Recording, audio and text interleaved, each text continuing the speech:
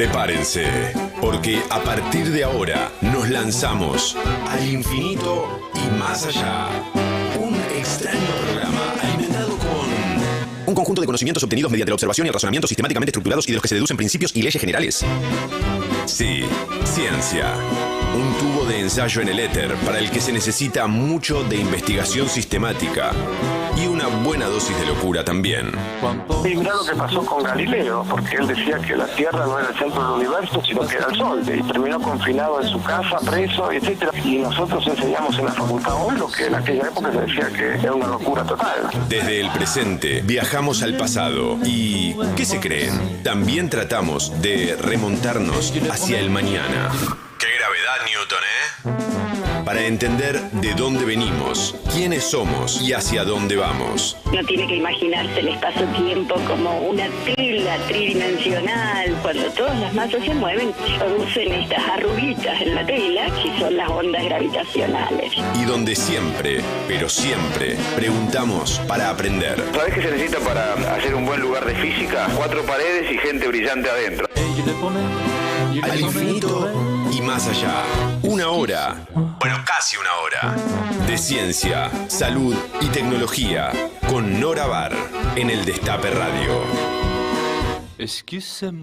Bienvenidos.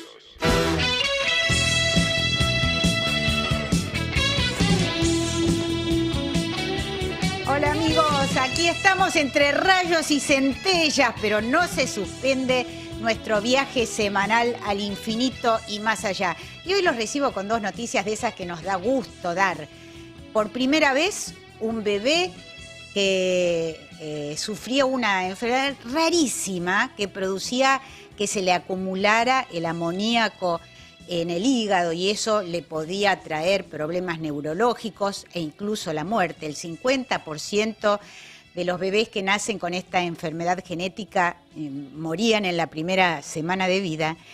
Fue sometido a un tratamiento pionero por el cual, utilizando la técnica CRISPR para editar el genoma, pero una versión mejorada y actualizada, le cambiaron justamente ese pedacito del ADN que estaba fallado y contra todos los pronósticos se recuperó y está en excelentes condiciones. Un bebé hermoso, ya tiene 9 meses, la intervención se la hicieron en febrero y esto abre el camino, todavía por supuesto es un solo caso, es solo en el hígado, que es un tejido en el cual aparentemente es más accesible para estos tratamientos, pero abre el camino para muchísimas enfermedades genéticas que no tenían tratamiento hasta ahora y que esta terapia génica podría llegar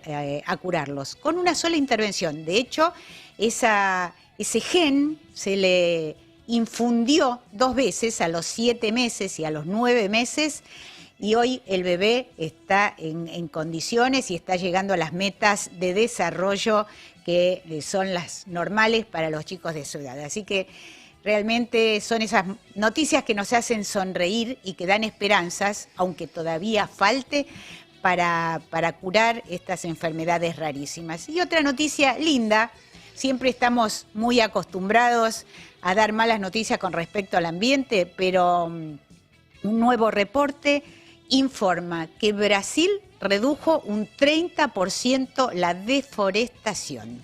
En un año, la ministra de Ambiente de Brasil, con políticas públicas bien orientadas, con voluntad, logró que se redujera un 30% la deforestación. Todavía Brasil sigue siendo uno de los países con un grave problema en ese sentido, pero estos resultados muestran que cuando uno quiere, puede. Y con esto damos inicio a una nueva edición de Al Infinito y Más Allá. Al infinito y más allá. Al infinito y más allá. Al infinito y más allá. Al infinito y más allá. Para aprender, imaginar y soñar no hay edades. Al infinito y más allá. Ciencia, salud y tecnología. Con Nora Bar por el Destape Radio.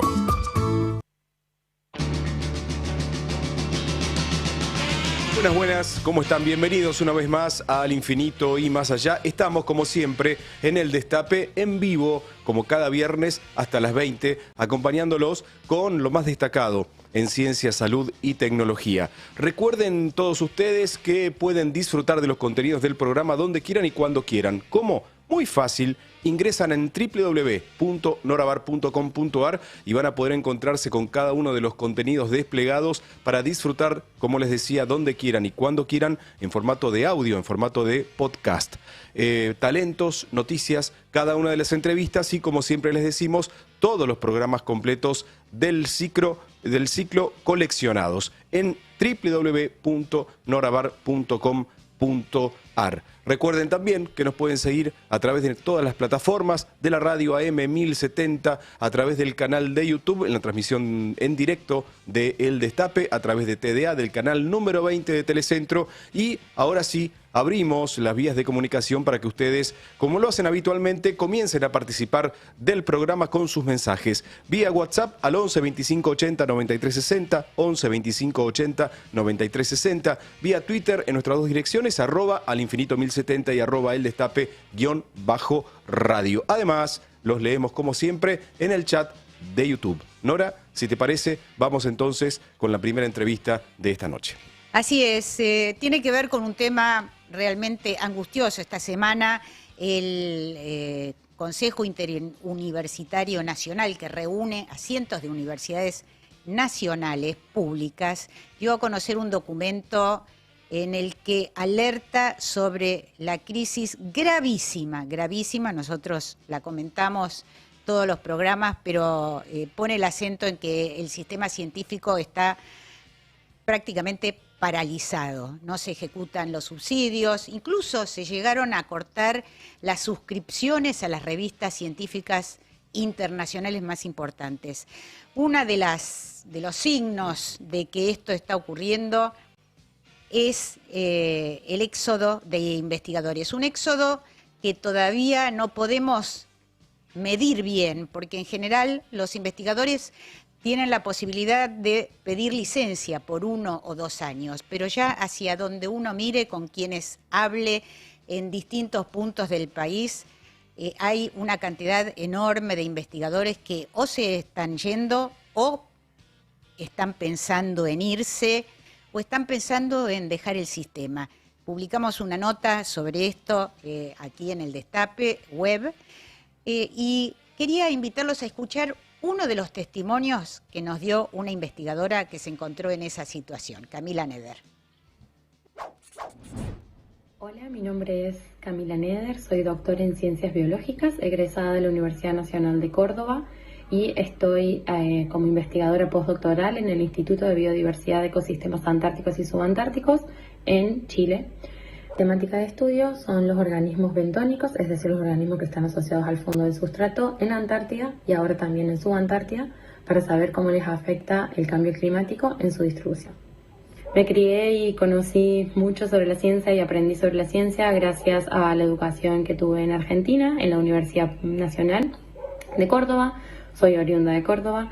Y también en distintas capacitaciones que he podido tener en institutos alemanes, como el Instituto Alfred Wegener Institut, y proyectos internacionales que me permitieron también seguir capacitándome y consecuentemente tener una beca de doctoral y también postdoctoral en el CONICET. Lamentablemente tuve que tomar la decisión de buscar otras alternativas, un poco por la perspectiva local actual, con gran tristeza, porque la verdad que la educación que tenemos pública es muy valorable, pero tuve que elegir otras oportunidades para poder seguir permitiendo mi crecimiento profesional y mi desarrollo, sobre todo desde el miedo, desde la angustia en donde se veía venir que no iba a haber una valoración a lo que es la ciencia y la educación argentina. Y eso me llevó a tomar otras alternativas y quizás hoy es poder seguir trabajando y vinculando lo que es la ciencia internacionalmente para poder seguir generando puentes con Argentina. Para hablar sobre este tema tenemos en línea al doctor Oscar Alpa. Rector de la Universidad Nacional de La Pampa y presidente del Consejo Interuniversitario Nacional. Buenas tardes, Oscar, ¿cómo está? ¿Qué tal? Buenas tardes, Nora, ¿cómo ¿Cómo estás? Muchísimas gracias Bueno, por atendernos. Sabemos que está en viaje, ¿no?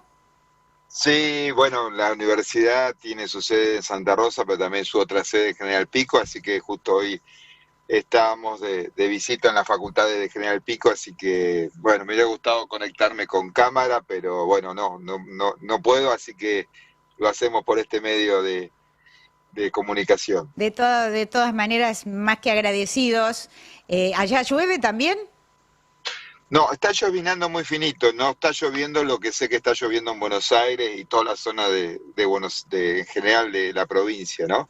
Pero no, recién hace un poquitito hay una pequeña llovizna, garúa acá, cosa que no es común, pero no, nada que ver con lo que está pasando en Buenos Aires. Bueno, menos mal, entonces está a salvo en medio del viaje. La verdad es que lo molestamos porque es impresionante el comunicado que dieron a conocer y recordemos que el Consejo Interuniversitario Nacional reúne a rectores que sin distinción de ideología, de partidos políticos, digamos, allí no se exige que compartan un área política, ¿no? Y sin embargo todos estuvieron de acuerdo en las conclusiones.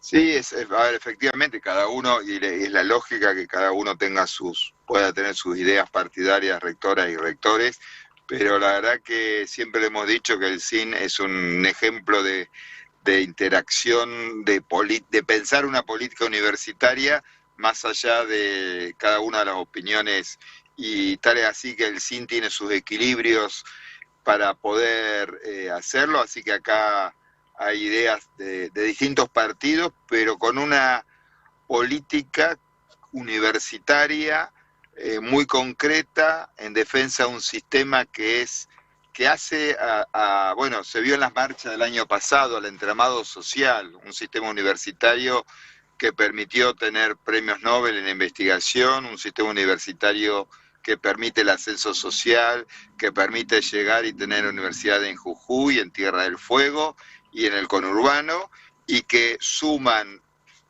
temas tan importantes como fue en su momento la reforma universitaria, que tiene quizás una connotación partidaria de un sector, como también el no arancelamiento que fue de la época del decreto de Juan Domingo Perón, o sea que distintas ideas partidarias, pero que hacen a nuestro sistema universitario que lo transforma en único y es tan rico, y en este momento en crisis, como recién lo mencionaba, en uno de los 5 puntos que venimos hablando, y en especial el de ciencia y técnica que emitimos este documento, ¿no? Claro, uno siempre cuando habla de ciencia remite, o muy frecuentemente remite al CONICET.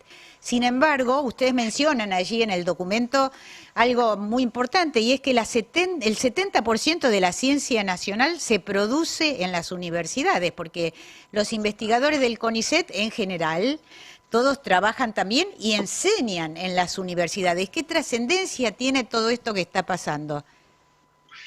Bueno, efectivamente es así. Justamente como uno se referencia al organismo técnico por excelencia que es el CONICET, pero también nos está pasando, por ejemplo, a otro organismo técnico como el INTA, que también está en discusión en este momento, y que muchos docentes son investigadores en el INTA y son docentes sobre todo en el sector agropecuario, veterinario, y en el CONICET, por ejemplo, nuestra misma universidad tiene institutos de doble dependencia.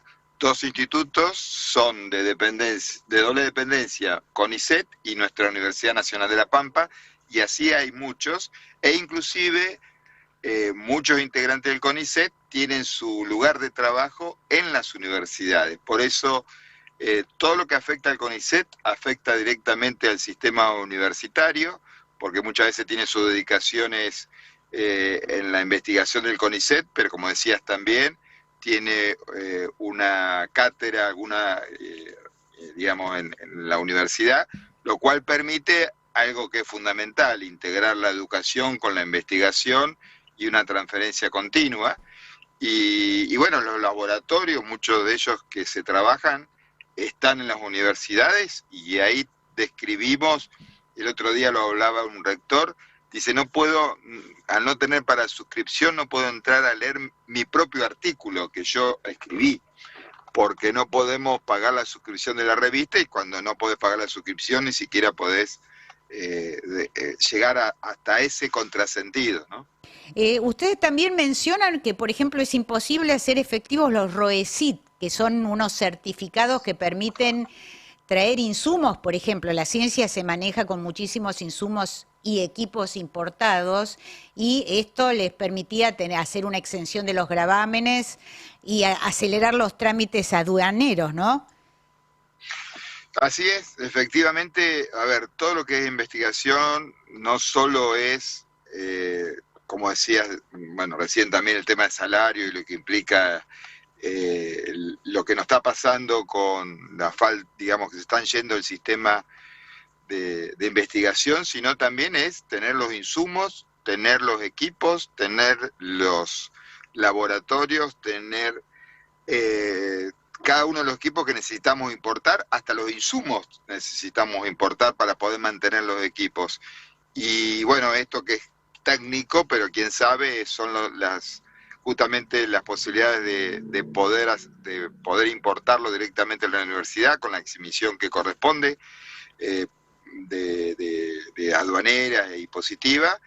Y hoy en algunos casos muchos tienen que, digamos, que lo haga todo el importador, con lo cual se encarece totalmente el producto y bueno, un costo doble, ni que sumar todo lo que nos pasó, y que también es uno de los puntos, que fue el equipar ciencia y el construir ciencia, que durante el 2023 se avanzó con un financiamiento internacional y hoy está todo paralizado sin respuesta, además.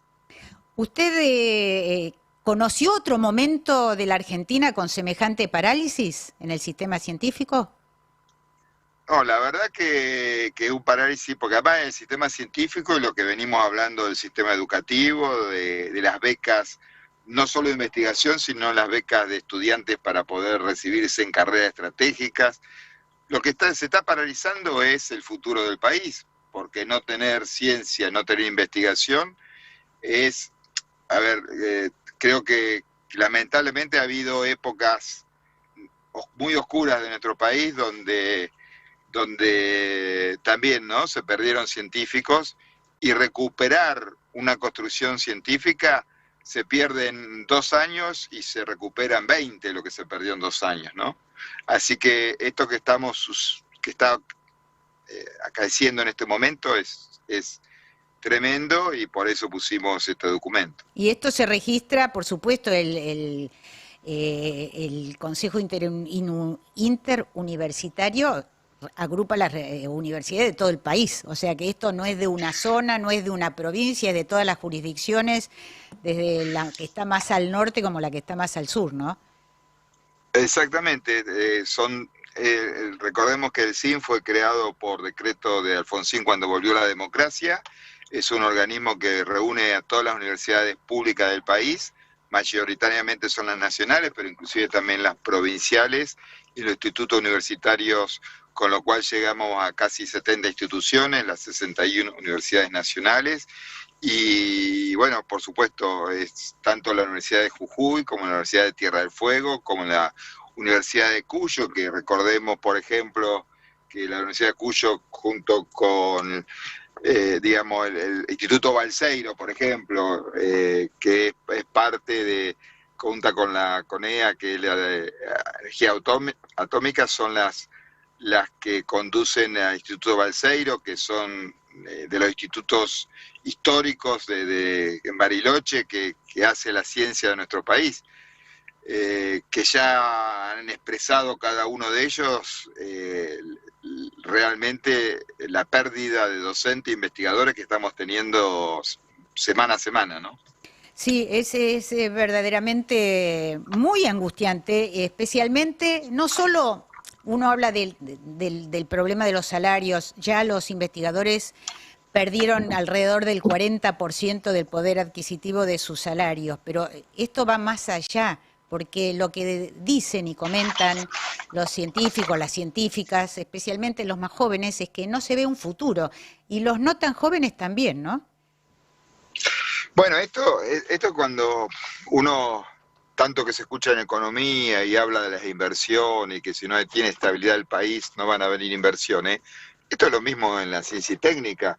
Lo que no están viendo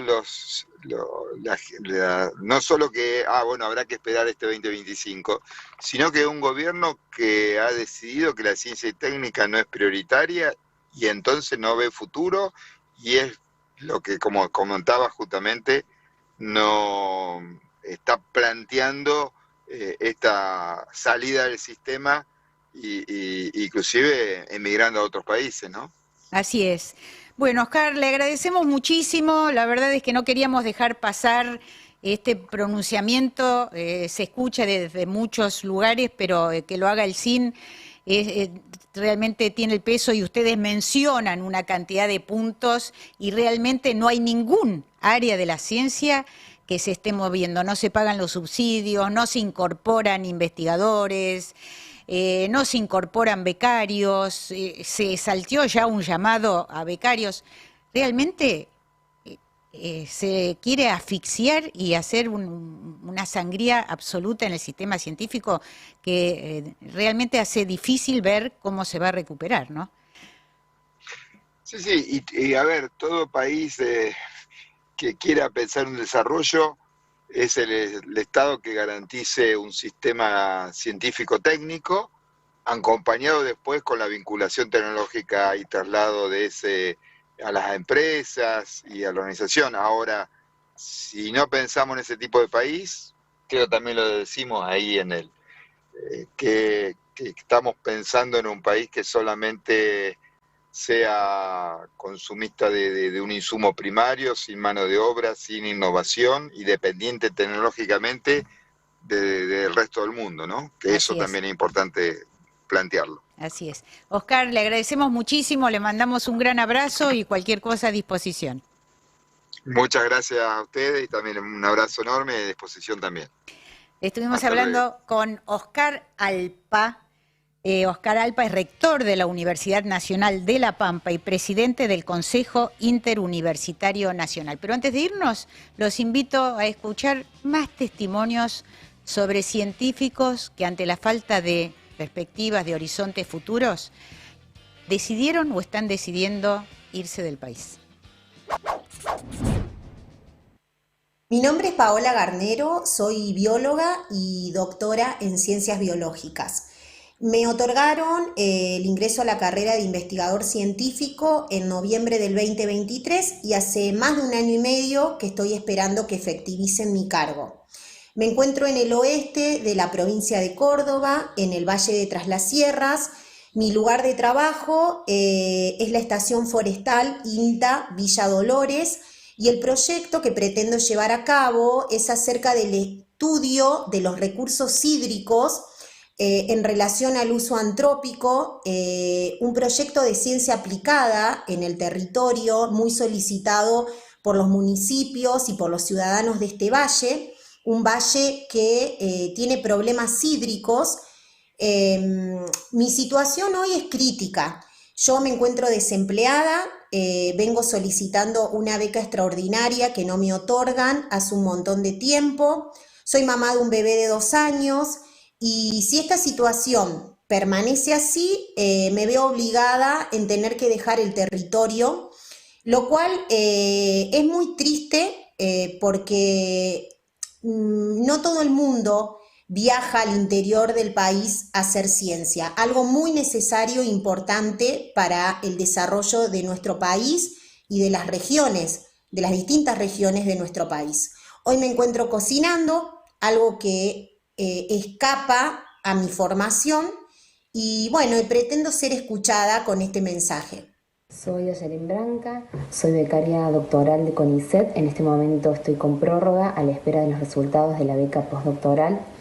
Yo soy doctora en Estudios Sociales de América Latina y de formación de grado filósofa. Y en este momento, si bien estoy a la espera de los resultados, debido a las condiciones de ajuste que estamos viviendo todos los sectores de ciencia y técnica a nivel nacional y en particular con ISET, con recortes de becas, recorte salarial, condiciones presupuestarias, recortes para proyectos y en particular las políticas orientadas para el área de ciencias sociales y humanidades, es que en este momento mi expectativa es más bien la posibilidad de irme a realizar una estancia y una beca postdoctoral o incluso carrera de investigación al exterior del país, considerando incluso países cercanos de nuestra América Latina como Chile, Brasil, México, donde las condiciones son mucho más mejores que acá en Argentina, o incluso también en países europeos donde se están abriendo muchas posibilidades para países en particular como Argentina, atendiendo también a las políticas del gobierno actual para nuestro sector. Muchas gracias.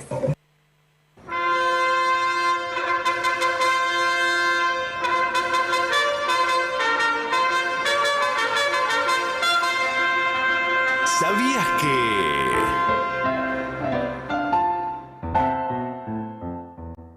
¿Sabías que Mileva Maric fue la primera esposa de Einstein y la única que creyó en él y estuvo a su lado cuando terminó sus estudios y desarrolló la teoría de la relatividad? Lo ayudó con sus conocimientos matemáticos y físicos, lo apoyó y lo acompañó. Somos uno, llegó a decir Einstein de ella años antes de cederle el importe del Premio Nobel de Física. Mileva tenía una personalidad inclasificable y rehuía el reconocimiento. Se entregó a la obra de su marido y su familia y se mantuvo a su sombra. Luego, abandonada por Einstein, se enfrentó a la soledad, la enfermedad incurable de un hijo y la incomprensión de la opinión pública. En A la sombra de Albert Einstein, la trágica vida de Milena Einstein Maric, de Ediciones de la Tempestad, de Sanka Trubovich-Jurich, también matemática y física, repasa los años de estudio, el abandono y su trágico final. Apasionante. No te vayas, ya seguimos disparados al infinito y más allá.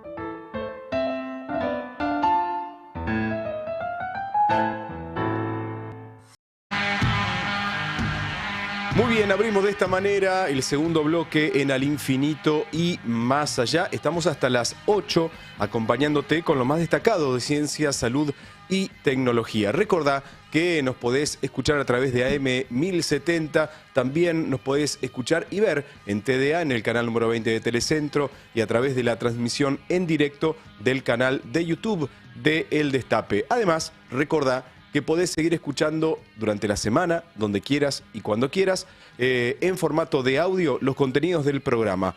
¿Cómo? Ingresás en www.norabar.com.ar y te vas a encontrar con los segmentos desplegados del programa. Talentos, noticias, las entrevistas y los programas completos. www.norabar.com.ar. Ahora es momento de compartir algunos de los mensajes de ustedes. Muchas gracias por estar del otro lado. Emiliano Nahuel, Nora Bar, te rebanco. Ana María Lucero, gran programa, Nora y equipo. A pesar de tan desoladoras noticias en el área científica y gran coincidencia política con la dictadura cívico-militar, un cachetazo a todos. Los vemos por TDA. Adriana Minetti, gente tan valiosa para el país que tenga que irse. El desarraigo es duro.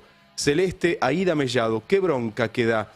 Gente que está produciendo conocimiento para hacer grande esta patria, denostada por esta gente que ocupa el poder.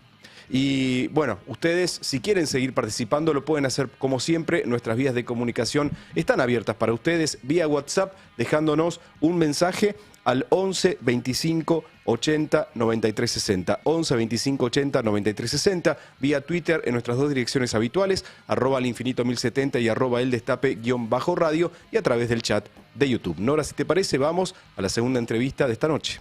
Allá vamos a velocidad supersónica porque el laboratorio Pfizer firmó un convenio con la provincia de Tierra del Fuego, que por estos días está en el centro del panorama noticioso, pero nosotros nos vamos a referir a otra cosa, al dolor de cabeza, que seguro que entre nuestros amigos oyentes y televidentes e incluso entre varios del equipo debe haber seguro alguno que padece de migraña. Este acuerdo busca diagnosticar y tratar y abordar precozmente la migraña, que es una dolencia que afecta muchísimo la calidad de vida de las personas y además incluso tiene impacto económico. Para hablar sobre esto tenemos en línea al doctor Gustavo Fischbein. Médico neurólogo, jefe del área de cefaleas y dolor facial del Servicio de Neurología del Instituto de Neurociencias de la Fundación Favaloro. Hola doctor, ¿cómo está? Ay, a ver un segundo que no lo escuchamos. ¿Puede ser que esté muteado?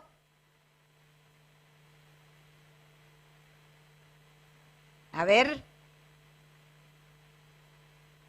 No, va, yo no lo escucho. ¿Lo escuchan? No. No A lo ver si escuchamos. podemos solucionarlo y lo llamamos.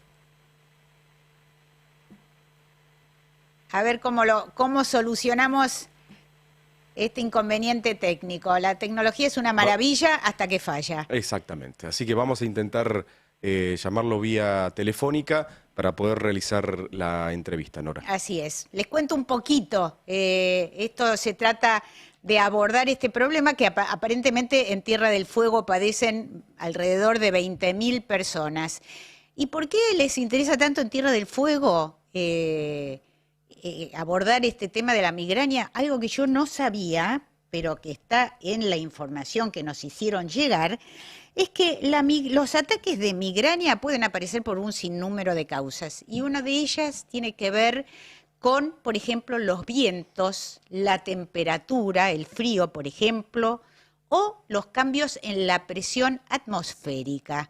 A veces las personas que tienen tendencia a padecer migraña puede desencadenarse el ataque de migraña, que a veces es muy invalidante, las personas se tienen que acostar, tienen náuseas, no pueden estar en un ambiente iluminado, tienen que apagar todo. Y hay personas que hasta pueden pasar 14 días por mes, o sea, 1 de cada 2 días con dolor de cabeza. ¡Qué horror! Bueno, a ver si podemos volver a hablar con el doctor Fischbein. Hola, doctor, ¿nos escucha? Sí, ¿qué tal? Buenas noches. Hola, doctor. Bueno, menos mal que lo recuperamos. Muchísimas gracias por atendernos. No, por favor, faltaba tanto. Yo me adelanté un poquito, pero queremos tener su palabra sobre de qué se trata este acuerdo y por qué es importante este diagnóstico precoz de la migraña, que aparentemente padece alrededor del 9 o 10% de la población, ¿no? Sí, mire, lo que sucede es lo siguiente. Si bien en el territorio de Tierra del Fuego la prevalencia de la enfermedad es similar a cualquier otra región del planeta, aparentemente hay mayor número de episodios o al menos gente que consulta por esta patología. Por eso, si bien yo soy externo al laboratorio, la gente ha tenido, tanto del gobierno como el laboratorio, han tenido la buena idea de hacer un acuerdo científico para llevar nuevos medicamentos o medicamentos mucho más modernos de los que tenemos disponibles para toda la población que pueda llegar a requerirlos.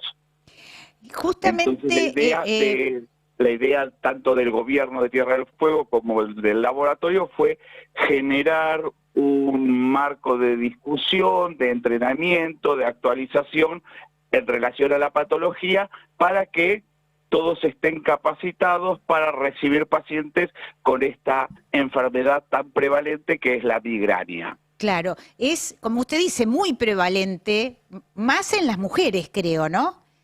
Mire, si calculamos que en el planeta hay 7.000 millones de personas, 1 billón, o sea, 1/7 de la población mundial padece de este tipo de dolor de cabeza.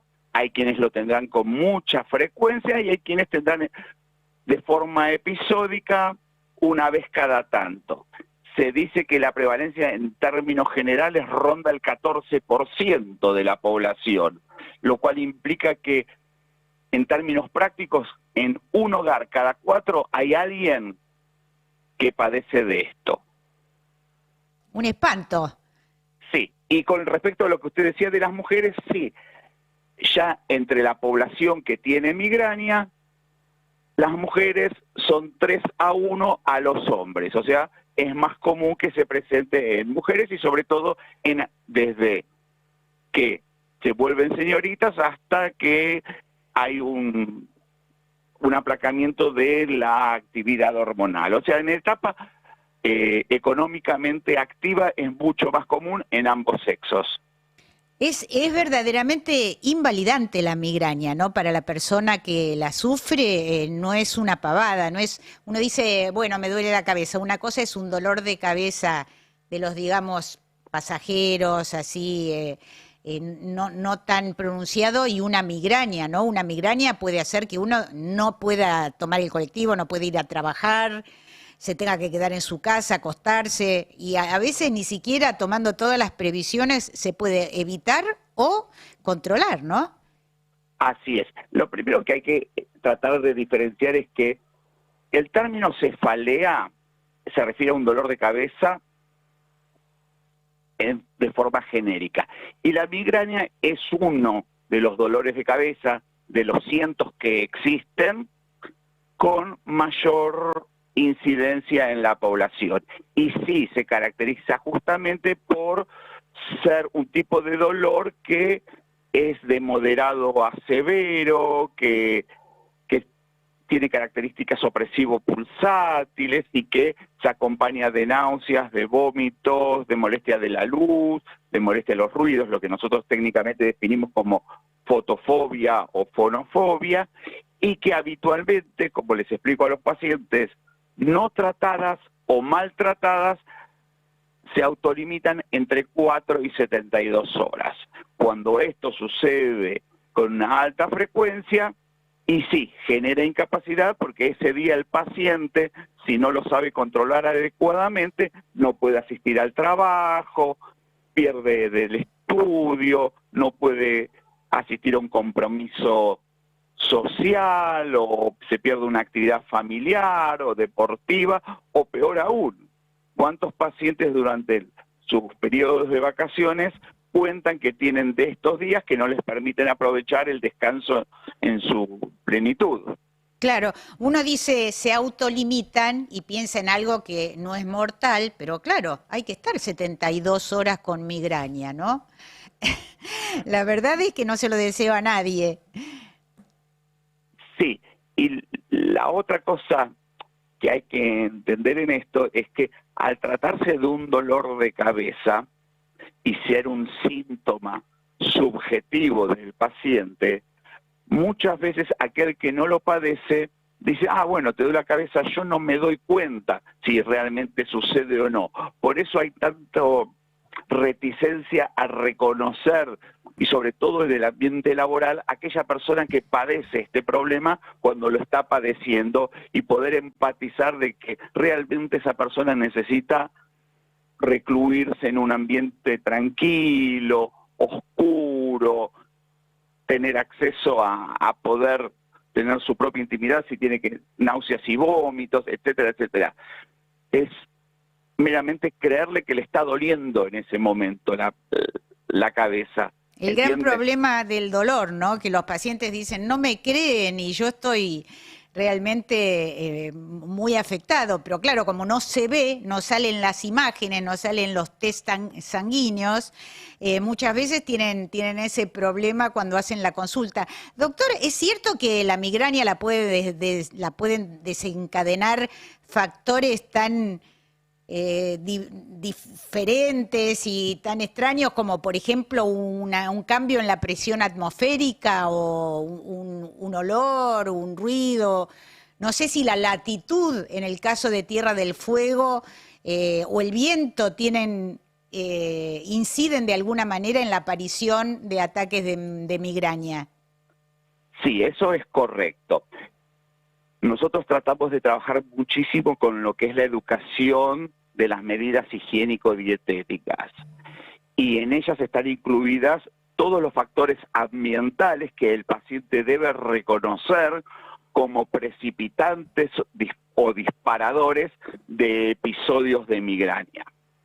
Muchas veces los cambios bruscos de temperatura, del frío extremo al calor agobiante dentro de un hogar, como puede suceder en zonas polares, o la resolana del sol cuando uno camina sin anteojos oscuros, o los cambios barométricos, suelen gatillar este tipo de episodios, al igual que un ayuno prolongado o una ingesta excesiva de determinados alimentos. Ahí ya entramos en un territorio muy complejo, porque no todos los alimentos gatillan migraña de la misma manera en todos los pacientes migrañosos. Hay muchos pacientes que dicen, ay, sí, yo cada vez que como chocolate tengo migraña, pero hay un montón de pacientes migrañosos que cuando comen chocolate, no, esto no les sucede. Lo mismo con alguna bebida alcohólica, lo mismo con alguna comida frita o con alto contenido graso.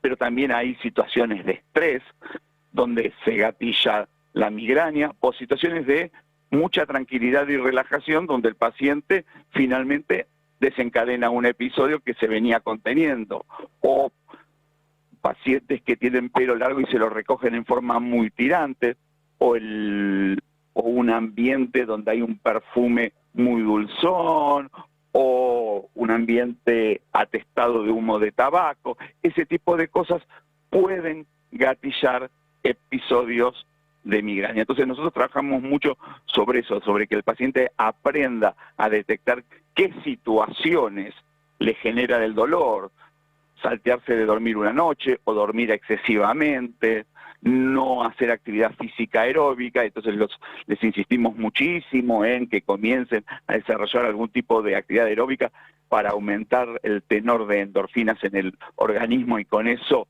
autoprotegerse de desencadenar con alta frecuencia los episodios, al igual que tratar de ir pesquisando qué alimentos se asocian al desencadenamiento de una nueva crisis migrañosa en las horas siguientes. Doctor, he tenido colegas que trabajaban al lado mío y me contaban con frecuencia, por ejemplo, uy, esta mañana me di cuenta, me desperté sabiendo que me iba a dar un ataque de migraña. Y una vez que ya el ataque se instala, no lo puedo parar con nada. ¿Hay maneras de calmar ese dolor? Sí. Lo que sucede es lo siguiente. Acá creo que hay dos cuestiones distintas que tenemos que enfocar. Por un lado, sabemos o tenemos identificado que la migraña tiene distintos estadios, y el primer estadio de desarrollo de la migraña es lo que llamamos fase prodrómica. En esa fase prodrómica suceden una serie de síntomas inespecíficos que el paciente ya sabe o puede pesquisar que ese día va a tener dolor de cabeza. ¿Pero le duele en ese momento? No, no le duele en ese momento, pero ya tiene la intuición que el dolor le va a venir porque cambió su forma de percibir el mundo. Eso por un lado. Y por el otro lado, lo que es muy importante es que uno, cuando se sienta en el consultorio a charlar con estos pacientes, y creo que sucede en todas las patologías, ningún paciente le gusta tomar remedios. Y todos tienen la fantasía que se les va a pasar solo. Y en realidad lo que sucede es que la migraña se va instalando cada vez más y el dolor migrañoso va progresando y se va incrementando. Y cuando ya realmente se autoconvencen de que hay que tomar algún analgésico o algún medicamento específico, en ese momento ya es tarde, porque por las características fisiopatológicas del dolor, ya se desencadenó algo que denominamos reflejo gastroparético, que el reflejo gastroparético es ni más ni menos que el tubo digestivo se vaya deteniendo y cerrando todos los esfínteres. Por eso, todos los comprimidos que podamos ingerir, ingresar por boca al organismo, van a quedar atascados en el estómago y no van a poder progresar al intestino delgado, donde van a ser finalmente absorbidos. Entonces, al no poder progresar, al no poder ser absorbidos y al seguir progresando la migraña, lo único que sucede es que terminen saliendo por donde entraron. Para eso, muchas veces, la solución es quizás obviar la vía oral, inyectar o aplicar algún medicamento o simplemente utilizar algún medicamento que se pueda disolver y absorber por debajo de la lengua, ¿ok? Perfecto, ya son claro. estrategias que, bueno, uno trata de explicar a los pacientes como no todos se van a inyectar en sus casas, es cuando terminan recurriendo a una sala de guardia. Mi mayor desafío cuando encaro el tratamiento con cada uno de mis pacientes, decirle, el objetivo es que no termine una noche en una sala de emergencias colgado de un suero y devolviendo en una palangana pública. Que usted sepa cómo tratar correctamente y en el momento preciso y no dejarlo pasar cuando ya es insoportable el dolor, porque ahí realmente no se va a poder lograr un éxito terapéutico adecuado. Doctor, una oyente nos pregunta, Adriana, si la migraña tiene algo que ver con el tinnitus, que es ese ruido, ¿no es cierto?, en los oídos. Habitualmente no. Puede haber acompañante, pero no necesariamente. No es uno de los síntomas cardinales típicos de la migraña. Bueno, doctor, no sé si hay que agregar algo más. Nuestro consejo, el de siempre, es, si tenés migraña, consulta con el médico, ¿no es cierto? Hay maneras de controlarla, como nos acaba de decir el doctor Fishbein. No podemos automedicarnos y la mejor manera es siempre consultar con el especialista o con el médico para que nos recomiende cómo controlar la migraña y no sufrir sin necesidad, ¿no? Sí, es decir, yo si le puedo transmitir algo a todos los pacientes que padecen dolores de cabeza, que consulten, muchos de ellos con un correcto diagnóstico, con un correcto tratamiento, se logra mejorar cuantiosamente la calidad de vida y poder pasar de estar discapacitado por el acecho permanente del dolor a realmente tener algún que otro dolor esporádicamente y poder disfrutar la vida a pleno. Doctor, le agradecemos muchísimo, le mandamos un gran abrazo y ojalá que no tengamos dolores de cabeza. A veces no nos ayuda mucho el contexto general, pero bueno, hay que tratar de cuidarse con la alimentación, como usted nos dijo, hacer actividad física y en caso de que se presenten, consultar con el médico. Doctor, le mandamos un gran abrazo. Muchísimas gracias, muy buenas noches a ustedes. Estuvimos hablando con el doctor Gustavo Fishbein, médico neurólogo del Instituto de jefe del área de cefaleas y dolor facial del Servicio de Neurología del Instituto de Neurociencias de la Fundación Favaloro. Instrucciones para ser un talento excepcional. No hay. Pero tranqui, Al Infinito y Más Allá te cuenta historias de vida de mujeres y hombres que sí lo fueron. Al Infinito y Más Allá, con Nora Bar, presenta Talentos Excepcionales.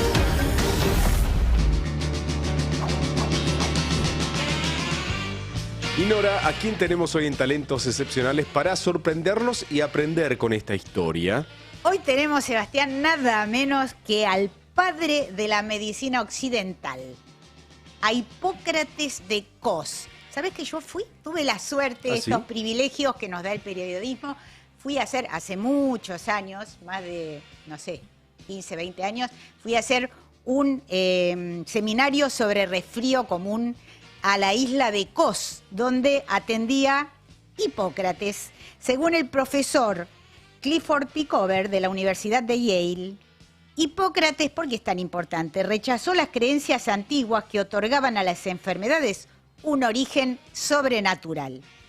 Sabemos muy poco sobre Hipócrates. El conjunto de su obra, el llamado Corpus Hippocraticum, en realidad es una obra de varios autores que abarcan desde el 420 al 370 antes de nuestra era, e incluye recomendaciones, entre otros temas, sobre epilepsia, ginecología y heridas de la cabeza. La escuela hipocrática sostenía que las enfermedades eran el resultado de un desequilibrio de 4 humores líquidos: la sangre, la bilis negra, la bilis amarilla y la flema. El juramento hipocrático es justamente que se debe a este médico de la antigüedad que atendía en un gran anfiteatro.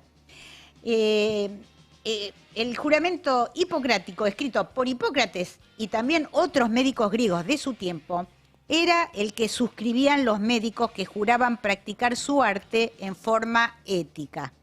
A lo largo de los siglos, escribe Pickover, este juramento se modernizó.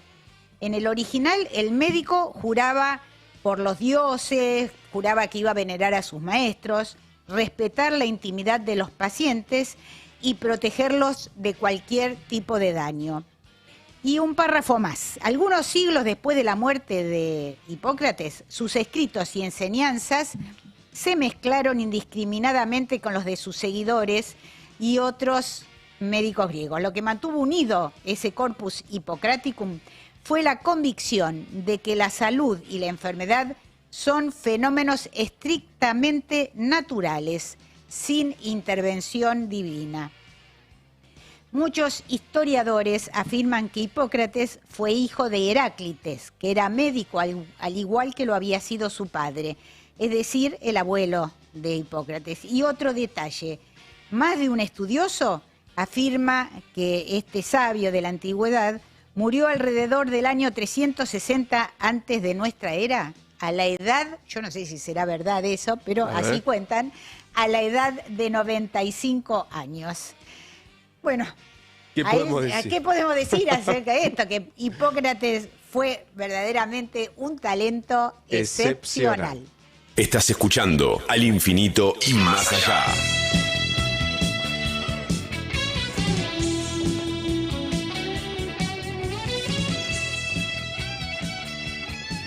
Bueno, muy bien, Nora, ya casi en el final compartimos unos últimos mensajitos de ustedes. Como siempre les decimos viernes tras viernes, muchas gracias por estar del otro lado acompañándonos durante toda esta hora. Rocío nos dice, se van las grandes mentes y se frustran las nacientes. Ramona Acuña, abrazos, Nora y equipo. Adriana Minetti, un simple dolor de cabeza es feo, imagino una migraña. Gracias Nora, gracias doctor. Miriam Rodríguez, qué alegría escucharlos. Mariana Wirtz, qué bueno terminar la semana escuchando y viéndolos. Abrazo grande. Muchas gracias nuevamente a todos ustedes. Nora, si te parece, comenzamos a despedirnos agradeciendo al equipo. Nos vamos yendo. Cuídense de la lluvia porque está tremendo. Hay unos truenos, rayos, centellas, hay de todo. Incluso inundaciones. Muchísimas gracias a todo nuestro gran equipo, empezando por nuestra operadora Yeye Estrano, también a Marcelo Ojeda en las cámaras, en la asistencia técnica, a Jorge Carita Gaitán, en las redes a Fede Pasos y Victoria Migliorini. A Eva Ojedabar en la producción y a Sebastián Díaz en la locución y coordinación general. Y como siempre decimos, muchísimas gracias a todos ustedes que nos acompañan haciendo este recorrido supersónico por las noticias importantes en ciencia, salud y tecnología. Que tengan un excelente fin de semana, excelente semana. El domingo, los que vivimos acá en la ciudad de Buenos Aires, tenemos cita con la urna de votación. Así que nos veremos el viernes que viene a las 7 en punto para emprender otro viaje al infinito y más allá. Esto fue Al Infinito y Más Allá. Ciencia, salud y tecnología. Con Nora Bar.